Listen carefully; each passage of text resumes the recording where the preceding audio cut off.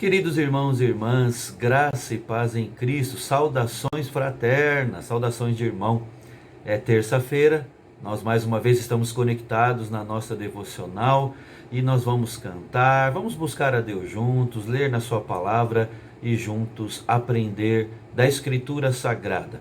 Nós, irmãos, vamos cantar agora um hino 164 do nosso inário, nome precioso, que há muito tempo não cantamos e que fala do santo nome do nosso Senhor e Salvador Jesus. É interessante, irmãos, que o nome do nosso Deus sintetiza tudo o que Ele é, tudo o que Ele faz, não é? Todos os seus atributos, todas as suas ações. Ele que é o Deus soberano, justo, santo, santo, santo, o Deus santíssimo. Ele que é o Deus de toda graça, o Deus bondoso, compassivo, longânimo. É a esse Deus que nós nos referimos quando cantamos Santo nome incomparável tem Jesus, o amado teu.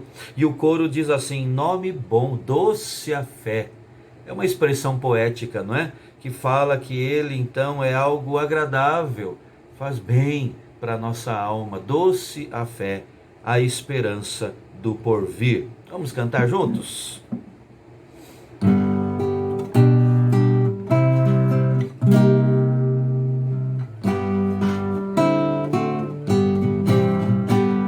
Santo nome incomparável tem Jesus, o amado teu, Rei dos reis, Senhor eterno, Deus na terra, Deus nos céus. Nome bom, doce a fé, a esperança do porvir. Nome bom, doce a fé, a esperança do porvir. Leva tu contigo o nome de Jesus, o Salvador. Este nome dá conforto, hoje e sempre onde for. Nome bom, doce a fé, a esperança do porvir. Nome bom, doce a fé, a esperança do porvir. Este nome leva sempre para bem te defender. Ele é arma ao teu alcance quando o mal te aparecer. Nome bom, doce a fé, a esperança do porvir. Nome bom, doce a fé, a esperança do porvir. Amém. Vamos, irmãos, com base no que acabamos de cantar, falar com o nosso Deus em oração. Feche os seus olhos.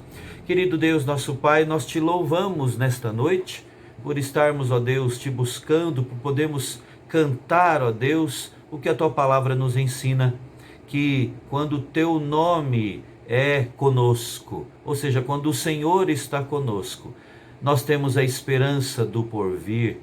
O teu nome é doce a nossa fé, ó Deus, e nós podemos enfrentar as intempéries dessa vida com força e coragem. Força e coragem que não vem de nós mesmos, mas vem da tua parte. Nós te louvamos pelo santo nome, nome incomparável do nosso Senhor e Salvador Jesus. E é no nome dele que nós oramos. Amém. Amém. Muito bem, gostaria de pedir que você abrisse a sua Bíblia no mesmo texto que nós lemos ontem, Mateus capítulo 6, versículo 25 ao versículo 34. Mateus capítulo 6, do verso 25 em diante. Nosso tema é o mesmo de ontem, a segunda parte, ansiedade, a base de todas as nossas neuroses. E esse é o texto clássico, né? Quando nós precisamos aprender acerca de ansiedade. Jesus, através dele, nos fala que nós não devemos andar ansiosos. É a ordem de Cristo para mim e para você. Mas vamos ler o texto e continuar aprendendo a partir dele? Mateus 6, a partir do verso 25, nos diz assim: Por isso vos digo, não andeis ansiosos pela vossa vida, quanto ao que haveis de comer ou beber, nem pelo vosso corpo quanto ao que haveis de vestir. Não é a vida mais do que o alimento, e o corpo mais do que as vestes?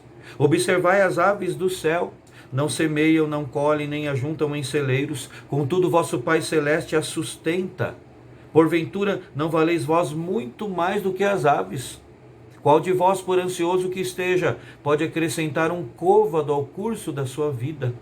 E por que andais ansiosos quanto ao vestuário? Considerai como crescem os lírios do campo. Eles não trabalham, nem fiam. Eu, contudo, vos afirmo que nem Salomão, em toda a sua glória, se vestiu como qualquer deles. Ora, se Deus veste assim a erva do campo, que hoje existe e amanhã é lançada no forno, quanto mais a vós outros, homens de pequena fé. Portanto, não vos inquieteis dizendo: que comeremos, que beberemos, ou com que nos vestiremos, porque os gentios é que procuram todas estas coisas, pois vosso Pai Celeste sabe que necessitais de todas elas. Buscai, pois, em primeiro lugar o seu reino e a sua justiça, e todas estas coisas vos serão acrescentadas. Portanto, não vos inquieteis com o dia de amanhã, pois o amanhã trará os seus cuidados. Basta ao dia o seu próprio mal. Irmão, sabe qual é a impressão que eu tenho quando leio estas palavras tão conhecidas, pelo menos de quem já tem uma vivência na igreja, né? Uma vivência na fé cristã?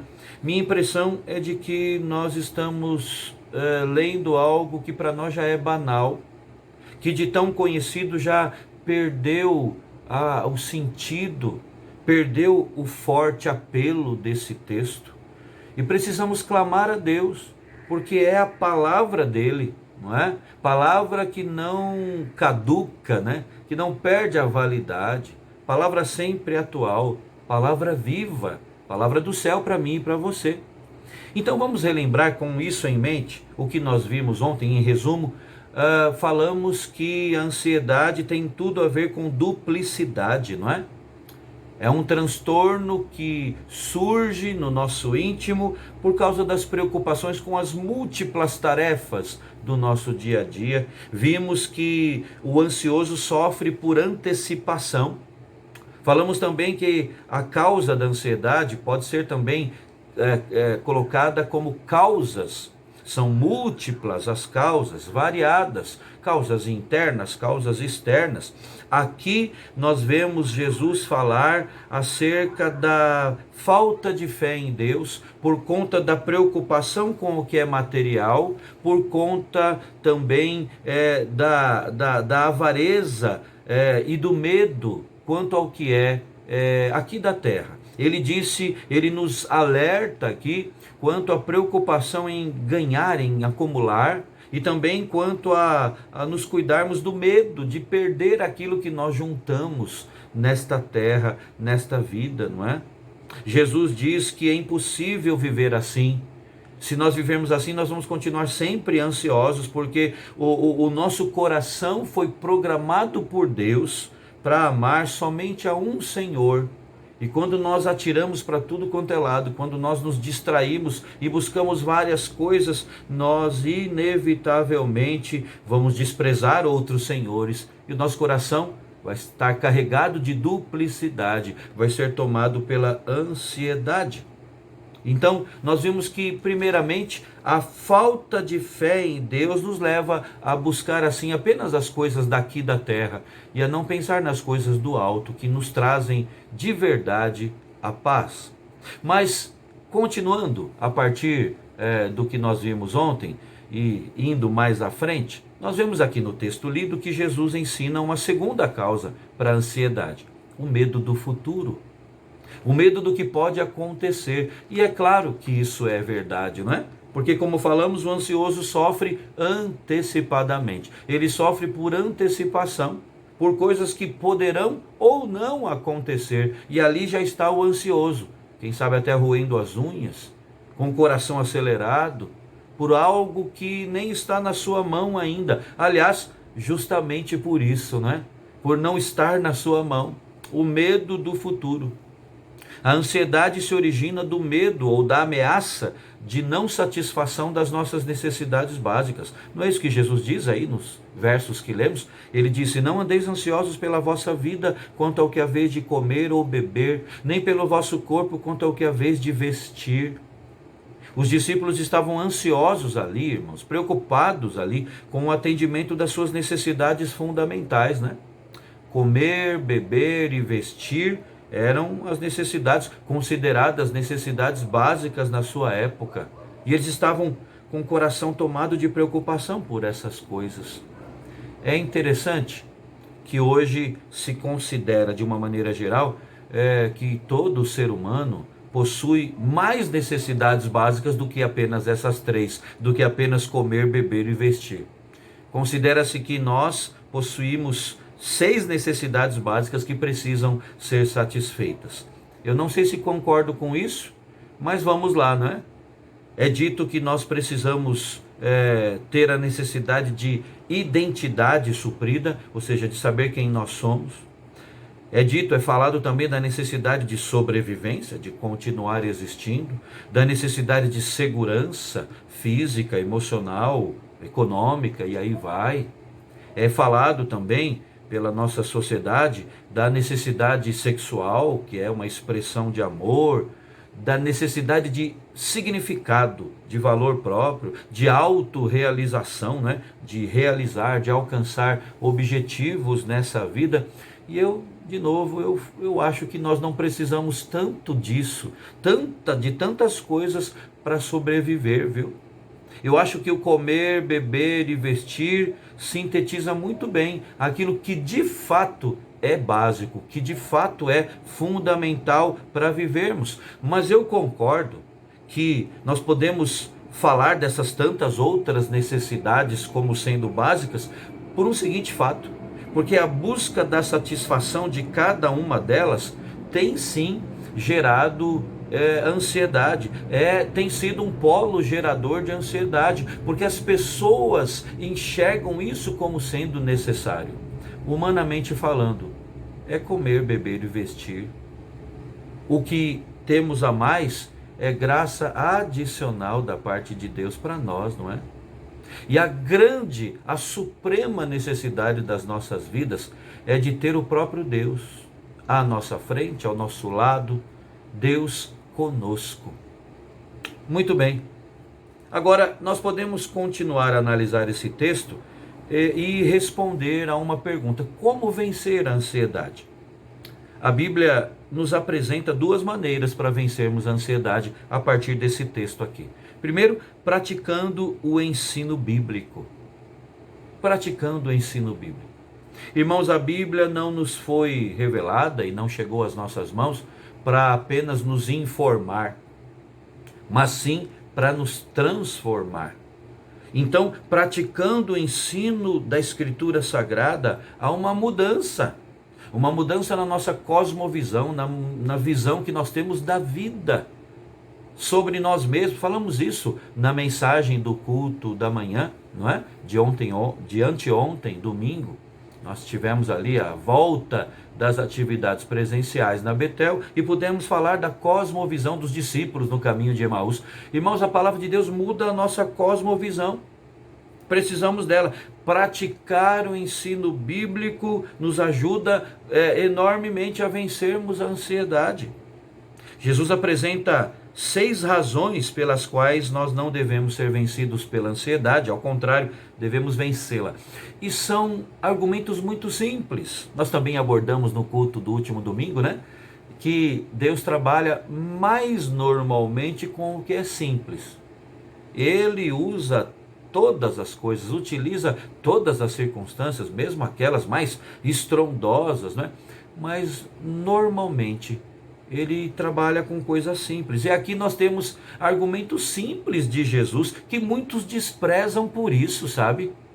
Mas são argumentos lógicos e ao mesmo tempo profundos. São argumentos dirigidos à nossa mente, porque do ponto de vista espiritual, a ansiedade envolve as nossas emoções, mas também a nossa mente. O que pensamos é muito importante. Por isso nós devemos arejar a nossa mente com as escrituras sagradas. E a primeira razão aqui alistada por Cristo para vencermos a ansiedade é porque a vida não é só comer, beber e vestir. Fale isso para si próprio. A vida não é só comer, beber e vestir. Comece a vencer a ansiedade com esse pensamento. A vida é muito mais do que isso. Ele diz no verso 25, ele pergunta, o Senhor Jesus pergunta para mim e para você: não é a vida mais do que o alimento? E o corpo mais do que as vestes? O ser humano é mais do que um corpo, é mais do que mero animal. A personalidade humana, irmãos, merece mais considerações do que a simples satisfação dos nossos desejos físicos. Por causa da avareza existente no coração humano, nós podemos cometer o equívoco daquele homem avarento citado por Jesus no Evangelho de Lucas, capítulo 12, O texto ali diz assim: então direi à minha alma, é esse homem avarento, depois de construir celeiros maiores e colocar toda a sua colheita ali, E o texto diz assim, esse homem falando: então direi à minha alma, tens em depósito muitos bens para muitos anos, descansa, come, bebe e regala-te. Mas Deus lhe disse: louco, esta noite te pedirão a tua alma, e o que tens preparado para quem será? Lucas capítulo 12, versos 19 e 20. Você reparou aqui na lógica desse homem avarento? Que devia ser tomado de ansiedade. A lógica dele, infundada, e uma lógica ilógica, era a seguinte: se eu tenho muitos bens para muito tempo, se eu tenho acumulado, guardado muita coisa para muitos anos, então eu tenho descanso. E eu pergunto a você, quem disse? Quem disse que bens acumulados trazem descanso? Na maioria das vezes trazem mais corações acelerados, não é? Deus chamou esse homem avarento aqui, contado neste texto bíblico, de louco. Louco, esta noite te pediram a tua alma, o que tens preparado, para quem será? É uma grande loucura pensarmos que o que é material pode suprir a grande e maior necessidade da alma humana, que é uma necessidade espiritual. Então, em primeiro lugar, a primeira razão colocada aqui por Cristo, para vencermos a ansiedade, que devemos atentar, porque praticando o ensino bíblico, isso é transformador. A razão é a seguinte: a vida é muito mais do que comer, beber e vestir. Em segundo lugar, nós vemos que Cristo fala que a vida humana recebe um cuidado especial de Deus. Uma pergunta para você: você já agradeceu hoje a Deus pelo seu cuidado para com a sua vida? Você já orou: Senhor, obrigado porque o Senhor cuida de nós? No meio de um tempo em confusão como esse atualmente, no meio das dúvidas que teimam em estar nos assaltando e rondam a nossa mente, Deus cuida. Você já agradeceu? Irmãos, é isso que Jesus está apontando aqui, para isso que ele está apontando. A vida humana recebe um cuidado especial da parte dele. Para vencer a ansiedade, nós precisamos nos lembrar que nós somos importantes para Deus. Isso parece exaltar demais o ser humano, exaltar demais o homem. Mas é isso que Deus colocou aqui, é isso que Cristo está nos ensinando aqui nesse texto. Nós somos importantes para Ele, não por causa de nós mesmos, mas por causa da graça dEle, da bondade dEle, e que nos conferiu valor, um valor que nós não temos e não tínhamos, não temos naturalmente, originalmente. Jesus ensina que o Pai cuida dos animais inferiores, dos animais irracionais, tal como as aves, que ele cita aqui no texto, aves que não fazem provisão para si mesmas, Ele disse: observai as aves do céu, não semeiam, não colhem, não ajuntam em celeiros, verso 26, contudo vosso Pai celeste as sustenta. Deus sustenta aves que não trabalham, que não cuidam de quanto que eles têm para o dia de amanhã, e Deus as sustenta. É aquela velha história, né? Você já olhou para uma árvore que tem pássaros ali? Você já viu ou ouviu algum passarinho reclamando da vida? Deus sustenta essas aves. Toda a criação, irmãos, recebe de Deus o sustento dele. Aliás, em outros textos nós vemos isso sendo ressaltado, textos bíblicos. Salmo 104, verso 27, por exemplo. É dito ali que todos esperam de Deus que lhes dê de comer a seu tempo. Está falando da natureza, da criação, das aves, dos animais. E ele diz, o autor ali diz que todos esperam de ti, Senhor, que lhes dê de comer a seu tempo. É Deus quem sustenta. Salmo 145, versos 15 e 16, diz que Deus alimenta a todos os viventes. Em ti esperam os olhos de todos, e tu a seu tempo lhes dás o alimento. Abres a mão e satisfazes de benevolência todo vivente. Jesus está argumentando aqui, irmãos, que se o Pai cuida dos animais, certamente Ele vai cuidar dos seus filhos, não é? A razão para este cuidado é o grande valor da vida humana aos olhos do nosso Pai. Tanto é que no verso 26, o final, Jesus diz assim: porventura, Jesus nos pergunta, porventura não valeis vós muito mais do que as aves? Isso aqui, irmãos, esse é um texto com tantas implicações, né? Porque hoje em dia se valoriza mais as aves e os animais do que o ser humano, não é? Tem gente lutando para a preservação de animais, não é? E aí tem todo o nosso apoio, isso é bíblico também. Provérbios fala que o justo, o que serve a Deus, o que busca a Deus, ele atenta para a vida dos seus animais, isso é bíblico também. Mas tem gente hoje que faz isso, que é um ativista dessas coisas, que pensa lá na preservação das baleias, do mico-leão dourado, não é? Mas é a favor do aborto, por exemplo. Tem gente que é vegano e vegetariano, essa é uma opção pessoal, não há nada contra isso, não é? No entanto, o argumento usado é, olha, nós precisamos cuidar dos animais. Eles não podem morrer para nós vivermos, para nós comermos e assim pudermos viver. Não, esse é o argumento, né? Mas muitos desses são, como eu disse, gente que não valoriza a vida humana em todos os seus aspectos. É uma inversão de valores. Jesus está dizendo aqui, porventura não valeis vós muito mais do que as aves? O ser humano, irmãos, vale muito mais do que as aves. Essa expressão muito mais indica que o ser humano é a criatura mais valorosa da criação toda, criado que foi à imagem e semelhança de Deus. Por tudo isso, porque a vida humana recebe um cuidado especial do Pai, porque a vida nossa não é só comer, beber e vestir. Nós precisamos vencer a ansiedade ao reconhecer essas coisas e descansar no Senhor. Deus cuida dos seus. Que essa palavra leve paz ao seu coração. Não é uma palavra humana, não veio da minha própria mente, é a palavra de Deus, a palavra do céu para nós. Pensemos nas coisas do alto, irmãos, muito mais do que nas coisas aqui da terra.